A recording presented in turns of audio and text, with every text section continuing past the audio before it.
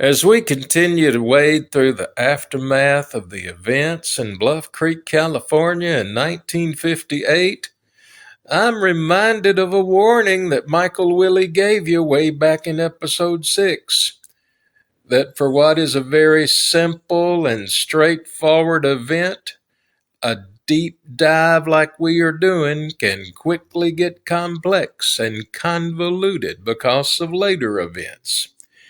And we are going to start out today's episode with a look at one of those later events, a feud that broke out between former friends and neighbors Ray Wallace and Rant Mullins, and the mystery of the stolen wooden feet. What can I say, fellow babies? Relationships are hard work. Remember, you heard that here first. You have arrived at Bigfoot Crossing.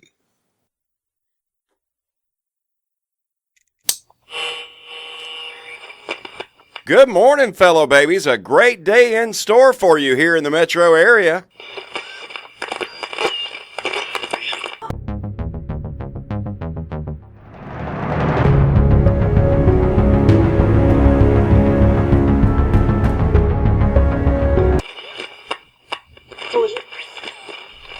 But the senator, while insisting he was not intoxicated, could not explain his nudity.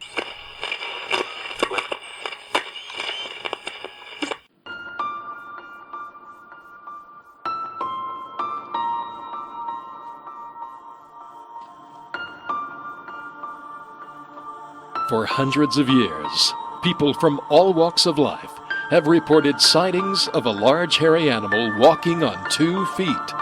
The scientific community has dismissed these sightings as hoaxes, hallucinations, or misidentified bears. But is there another option?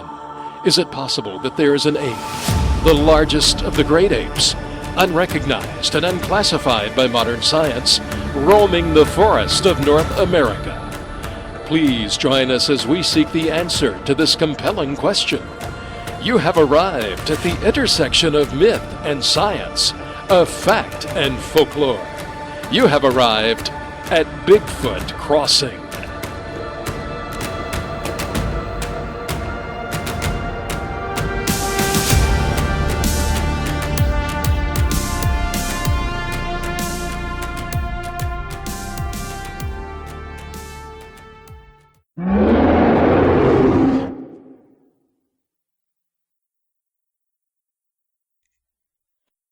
Hey, fella.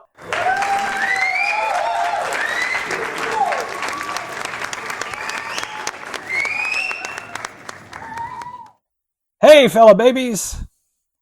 You have arrived at the intersection of myth and science, of fact and folklore. You have arrived at Bigfoot Crossing. Thanks so much for being with us here today. I am Michael Willie, your guide on this ongoing expedition. We are getting ready to launch into our next episode in this series on Jerry Crew and the events at Bluff Creek, California in 1958. But before we do that, I have just one housekeeping matter. Be sure to mark your calendars for October 19th, 2024. Why? Well, I'll tell you why. Because that's the date for the annual Upper Cumberland Bigfoot Festival in Crossville, Tennessee. And Bigfoot Crossing will be in the house. Hey, can you really say you're going to be in the house if it's an outdoor event? I don't think that's legal. Well, that's a good question, and I don't know the answer to that. But the point is, Bigfoot Crossing will have a booth there at the Upper Cumberland Bigfoot Festival. The festival runs from 9 a.m. to 5 p.m. at the Cumberland County Fairgrounds. We will have Hancock House books. We will have novelties and footprint casts from Googs Co. And we will also have our podcast t-shirts for sale and a whole bunch of other stuff as well. So your trip and your visit to the Upper Cumberland Bigfoot Festival will not be complete without a stop by the Bigfoot Crossing booth. So I hope to see you there on October 19th. Now, fellow babies, as I said, we're going to launch into this episode, which is episode number 4 in this series, as we look at the aftermath of the publication of the article in the Humboldt Times on October 5th, 1958, and the subsequent nationwide spread of that article on October 6th, 1958, via the Associated Press wire service. October 6th, 1958, a very slow news day, part 4. And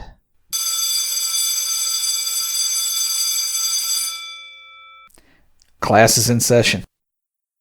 Now, fellow babies, as we continue to work our way through the aftermath of the events in the Bluff Creek area of Humboldt County, California in 1958, hearken back to our previous episode and the discussion of the article in the Lewis County Tribune entitled The True Legend of Toledo's Bigfoot. Now, that's the article where Michael Wallace says that his father, Ray Wallace, had bought a pair of carved feet from his friend Rant Mullins. And according to Michael, Ray had used these false feet to make the Bluff Creek footprints. Remember that? Yeah. All right, good. So everything was good between Rant and Ray at that point, but at some point, Ray and Rant had a falling out. And that dispute is recounted in, of all places, the Los Angeles Times. The article, entitled Bigfoot Legend Engenders a Feud, appeared in the June 4th, 1982 edition of the LA Times. Unfortunately, this article is not available for free online. It's the LA Times online archives do not go back to 1982, but it is available on newspapers.com. And in the article, Rant says that after whittling his first set of false feet back in the 1930s, remember we talked about that last time, over the years he had carved 6 additional sets of wooden feet, had lost track of them, but later found them again. The article then states, after Mullins regained possession, he said Wallace bought one of the sets for $50. Then he offered Mullins another $1,500 for the rest, Mullins added. He said Wallace took all the wooden feet one day when Mullins wasn't home, but never paid him a penny for them, end quote. Fellow babies, that is the genesis of this feud, that Rant believed that Ray had cheated him out of $1,500. Well, that plus Rant's jealousy about the attention and money that Ray had garnered because of Bigfoot. As the article states, quote, for years, 2 of the town's best-known residents have feuded openly about Bigfoot. Rant Mullins and Ray Wallace originally had no quarrel about the existence of Bigfoot himself. Wallace was simply one of those who had managed to profit from the legend, and Mullins wasn't. It was Mullins's view that Wallace had cheated him out of some money, and Wallace made it known to all in town that he feared Mullins was eventually going to shoot him over the disputed debt, end quote. And Ray's fear of being shot by Rant was apparently genuine. It is stated later in the article that Ray's son Rick, quote, gets a chuckle himself out of his father's fears in the past that Mullins might gun him down. For the last 5 years, his father has never sat with his back to a window, he says. He seems to think Mullins is some kind of an aging Wyatt Earp, end quote. And the town took the matter seriously as well. Rant recounts in the article that he was once stopped in the middle of town by the sheriff and searched for a weapon. Now, as you can imagine, Ray's version of the story regarding the stolen wooden feet is a little different. He doesn't admit helping himself to Rant's other carved feet and denies offering Rant $1,500 for those wooden feet. The article states that Ray Wallace, quote, never offered Mullins $1,500 for his wooden feet, he said, but he has given him some money over the years, he added, because it was Mullins who first showed him some of the caves where the Bigfoots live, end quote. Later in the article, Ray makes a comment on the quality of Rant's carved feet. Quote, those things would never fool anybody, he says. Some of the smartest people in the world study Bigfoot, and Rant's feet are almost like square blocks, end quote. And you know, it's hard to argue with that point, fellow babies. Rant's false feet look like slabs of wood with toes. And clearly, the footprints at the Bluff Creek work site were not made by wooden feet carved by Rant Mullins. But there's another really good reason why wooden feet carved by Rant Mullins weren't used at Bluff Creek. According to Rant Mullins himself, in an article in Skeptical Inquirer magazine, he didn't sell a set of wooden feet to Ray Wallace until 1969, 11 years after the events at Bluff Creek. Now, I've placed a picture of Rant Mullins and his carved feet, as well as a link to the reprint of the Skeptical Inquirer article on the episode info page. Simply go to bigfootcrossing.net, click on episode info at the top of the page, and then click on the link for episode 10. And while you're there, be sure to check out the Bigfoot Crossing web store. Shameless plug. Also, in the Lewis County Tribune article, which can be found online, there are pictures of other wooden feet that were found in Ray Wallace's basement after his death.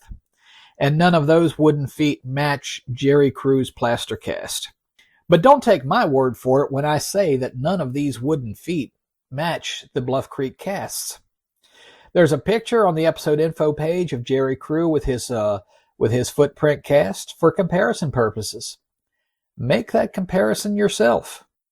Now, getting back to the article on the feud, the article comments on Ray's desire to end the feud. Quote, he doesn't really want this feud with Mullins to go on forever, Wallace adds. He did get some of the wooden feet once, he admits, but he can't remember what he did with them or whatever happened to them. Anyway, he'd like to make his peace and says that he's sure he'll have the chance one of these days, end quote. But fellow babies, I honestly don't know if Ray and Rant ever patched things up. As was stated at the outset of this episode, relationships are hard work. Boy, howdy.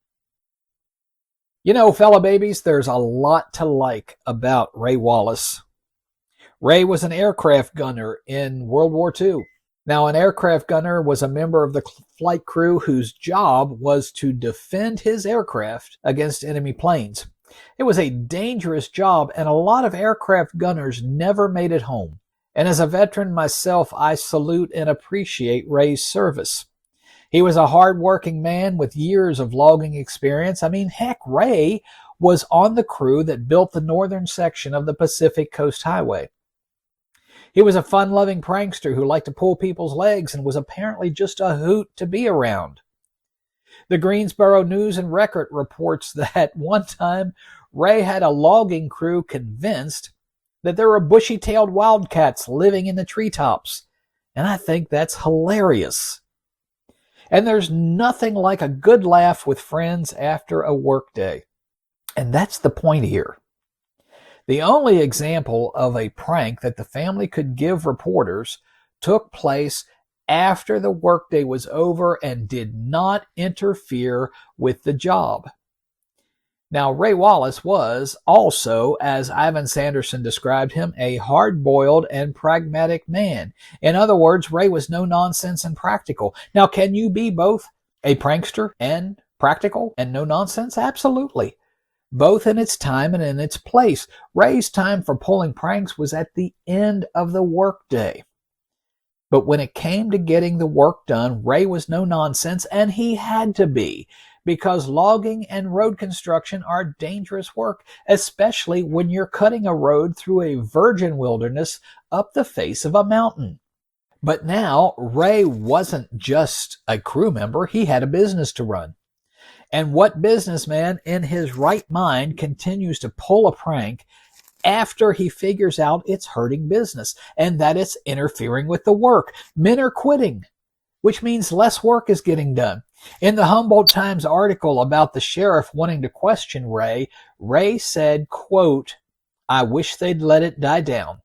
Maybe I could hire some men and get some work done. I'm losing money," end quote. But in spite of all of the negative impact on the work at the site, on his business and his reputation, we are expected to believe that Ray just went right on making his hoaxed footprints. If Ray was the source of the footprints and he wanted to get some work done, all he had to do was stop making hoaxed footprints. Clearly, Ray Wallace was not faking the footprints at Bluff Creek. Now, John Green, who, remember, was on the ground investigating at Bluff Creek in 1958, had this to say about Ray Wallace. Quote, "Ray did have quite a reputation as a practical joker. Speculation that he had a hand or foot in making the tracks surfaced early on and was by no means ignored, but on investigation was dismissed as being impossible and silly," end quote. And that's from John Green's final publication, The Best of Sasquatch Bigfoot, at page 13. And thanks so much to Hancock House Publishers, the home of cryptozoology, for allowing me to quote from this book. And The Best of Sasquatch Bigfoot and all of John Green's books that are in print are available at hancockhouse.com and at the Bigfoot Crossing web store, with that special discount for podcast listeners. Shameless plug. Sorry. Now, fellow babies, one final reason why Ray Wallace did not make the tracks at Bluff Creek: he never admitted it. Now, I'm not talking here about a public confession. He never told his family that he made the tracks. On page 15 of The Best of Sasquatch Bigfoot, John Green writes, quote, "And did Ray really tell his family that he had faked all the tracks? I had a reason not to question their claim that he did. I was once present when another notorious yarn spinner told his children and grandchildren an equally outrageous tale. I am told, however, that later his son admitted that Ray never actually said it. They just assumed it," end quote. And you know the old saying that when you assume, you make an ass out of you and me. And in this case, the Wallace family made an ass of everyone who believed their story that their father had faked Bigfoot tracks at the expense of his business and his reputation. The biggest prank of Ray Wallace's career as a prankster turns out to be the one his family sprung on the journalistic world. A story of hoaxed footprints that really weren't hoaxed. And for that reason, I can wholly concur with the statements that Michael Wallace makes at the close of the LA Times article about Ray's death in 2002. Quote, "And the last laugh," he said, "is his father's. He's up in heaven laughing," the son said. "He was living proof that God has a sense of humor," end quote. Now, before we close out this episode, I want to tie up a loose end and give you a reminder. Wait, what about the mystery of the stolen feet? Oh, right. Well, I'm afraid that the mystery of the stolen wooden feet will have to remain unsolved. What? Why? None of the wooden feet that were found in Ray's basement after his death matched Randt's design. You can see that in the article from the Lewis County Tribune. And frankly, it seems out of character for Ray to, number one, offer $1,500 for the remaining pairs of wooden feet when he bought the first pair for only $50. And number two, to have stolen them in the first place. Perhaps the solution to this mystery is that Randt Mullins, who had already lost track of his carved feet once before, did so again and simply blamed Ray Wallace for that fact. But we will never know for sure. And now, back to the loose end and the reminder. All right, fellow babies. Now, the loose end has to do with the name Bigfoot.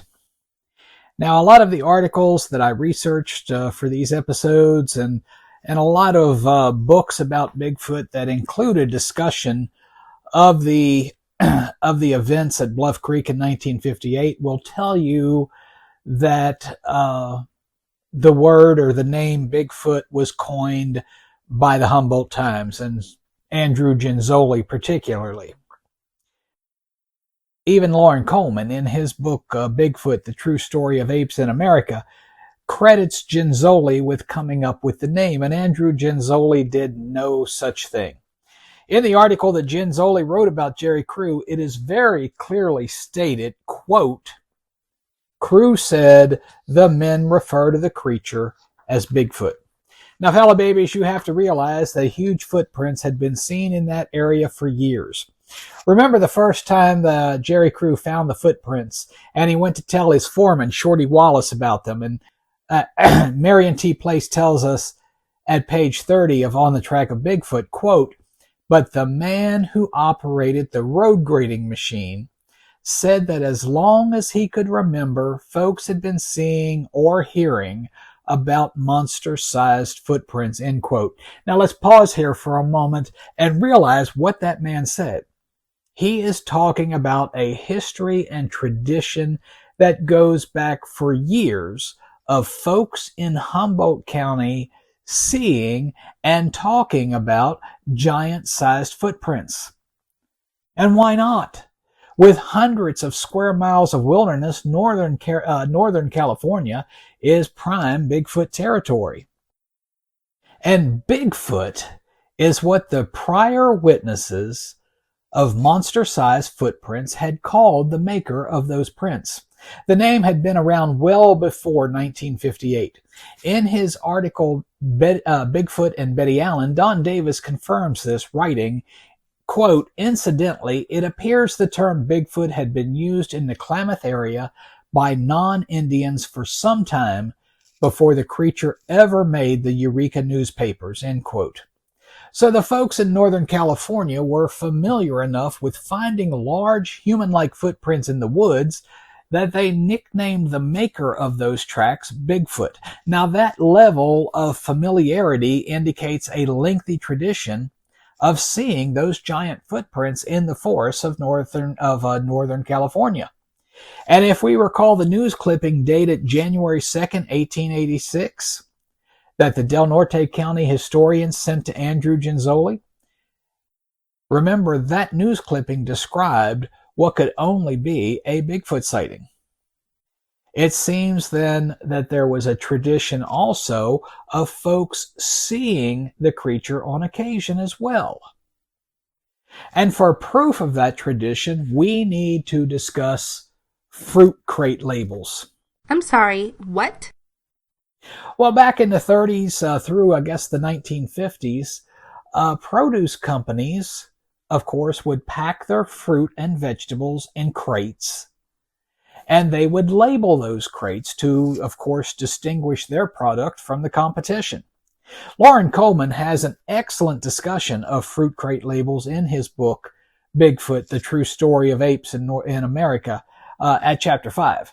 Now, the crate labels for the California Giant brand lettuce consisted of what Loren Coleman described at page 55 of his book as, quote, a rather typical image of Bigfoot, end quote. That Bigfoot is carrying a produce crate. And in a very interesting detail, the label is seen on the picture of the crate. So it's a picture within a picture, which is really cool. Now, a picture of the crate label, courtesy of the Smithsonian Institute and the National Museum of American History, can be found on the episode info page. Just go to bigfootcrossing.net, click on episode info, and then click the episode 10 link. And while you're on the website, fellow babies, be sure to check out the Bigfoot Crossing web store, because you can purchase at the Bigfoot Crossing web store an art print of that very self-same crate label. I purchased a vintage label a few months back, and had prints made of it, full-size prints, full-size, full color. And I am offering those for sale on the Bigfoot Crossing web store. So be sure to check that out.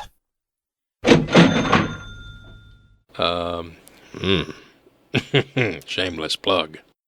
Now, Loren Coleman calculated the size of an actual creature based upon the dimensions of the creature in the image. And he came up with a height of 10 feet and a 20 to 24 inch foot.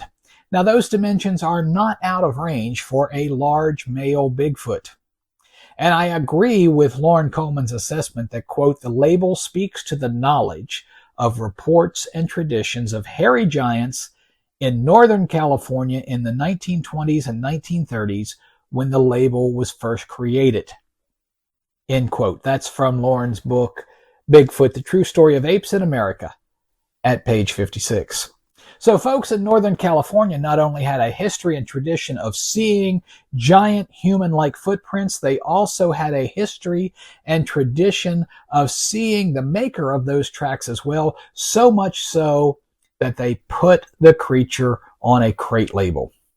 And the non-Indian folks in Northern California called that creature Bigfoot long before Andrew Genzoli printed the name in the Humboldt Times.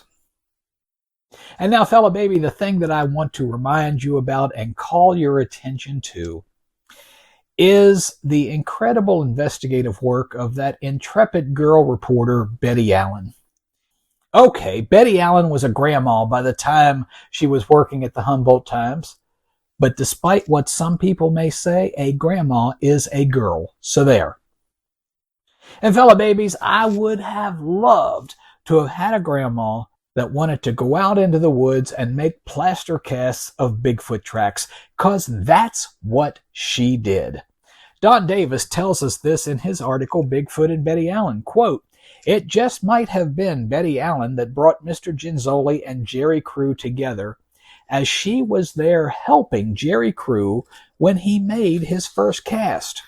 She said she came back the next day to the casting site with her own material and made a cast from the same series of tracks Jerry used, end quote. Now, fellow babies, that is one cool grandma. Yeah. And she didn't even have a car. She got friends and neighbors to take her where she needed to go. Now, unfortunately, Betty's contributions have largely been overlooked, and I'm thankful for Don Davis's article that gives Betty Allen the credit that she so richly deserves. And by the way, I have placed a link to Don Davis's article on the episode info page. Again, go to bigfootcrossing.net, click on the episode info link at the top of the page, and then go to the episode 10 link. And while you're there, be sure to check out that Bigfoot Crossing web store and those crate label prints. Shameless plug. All right, fellow babies, we're ready to launch into our review of Loren Coleman's comments on Bluff Creek in 1958. And that's what we will do next time on Bigfoot Crossing. All right, fellow babies, that's another episode in the can. Again, I want to give a big shout out and a big thank you to Loren in the reference department at the Humboldt County Public Library. These episodes would not have been possible without Loren's work and research. I also want to thank Daryl for his voiceover work in this episode, my good friend Daryl Williams, and my other good friends Alan Duffy and Kelly Burns for their voice work in this episode and in the previous one as well. So be sure to join us right here next time at Bigfoot Crossing for our next episode, October 6th, 1958, A Very Slow News Day, Part 5.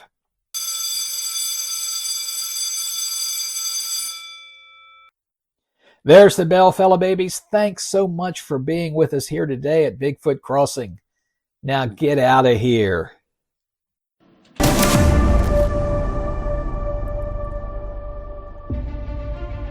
We hope you have enjoyed your visit with us here at Bigfoot Crossing.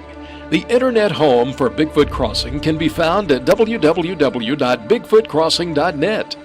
Michael Willey's website, Bigfoot in Tennessee, can be found at www.tnbigfoot.net. Please follow us on Facebook at Bigfoot Tennessee. You can also follow Michael Willey on Twitter. His handle is at Michael B. Willey. Each episode of Bigfoot Crossing is posted to the Bigfoot Crossing YouTube channel. Please subscribe so you can be notified when new episodes are posted. Your feedback is always welcome. Please email questions and comments to tnsasquatch@gmail.com. Be sure to let us know which episode you have a question or comment about. Thanks for joining us today. We look forward to seeing you next time right here at Bigfoot Crossing.